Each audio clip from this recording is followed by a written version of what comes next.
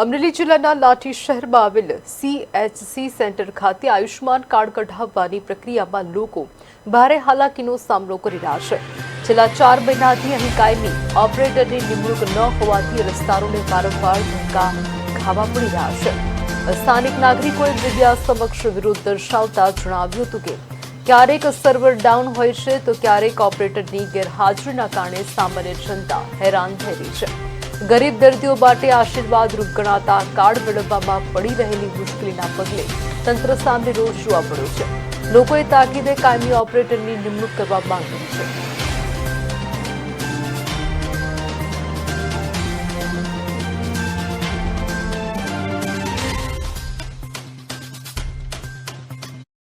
મારું નામ વિનોદ વલ્લભભાઈ મેંદરકાર છે। હું છેલ્લા 1 મહિનાથી આ સિવિલ આરોગ્ય કેન્દ્રમાં આયુષ્યમાન કાર્ડ કઢાવવા આવું છું, પણ જ્યારે આવું ત્યારે એમ જ કહે છે સર્વર ડાઉન છે।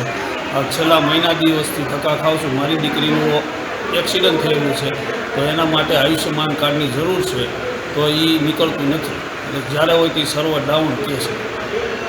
હું અહીંયા આયુષ્યમાન જે કાર્ડ નીકળે છે સરકાર તરફથી કાર્ડ કાઢવા માટે આવ્યો છું। અહીંયા પરિસ્થિતિ ત્યારે એવી છે કે અઠવાડિયામાં 2 દિવસ કર્મચારી અહીં આવે છે, મંગળવાર ને શુક્રવાર। એમાં ક્યારેક જાહેર રજા આવતી હોય અને જ્યારે આવે ને ત્યારે છેલ્લા 1.5 મહિનાથી સર્વર ડાઉન આવે છે। એટલે મારી સરકારશ્રીને કે જે તે લાગતા વળગતા હોય અધિકારીઓ કે જે કાંઈ એને મારી નમ્ર વિનંતી છે કે અહીંયા કાયમી કર્મચારીની નિમણૂક કરવામાં આવે અને જે સર્વર ડાઉન રહે છે એમાં જે કાંઈ સિસ્ટમમાં સુધારો કરવો પડે એ સુધારો કરવામાં આવે તો લોકોને જે ખરેખર મુસીબત પડે છે એમાં એને ખરેખર લાભ મળે એવી વસ્તુ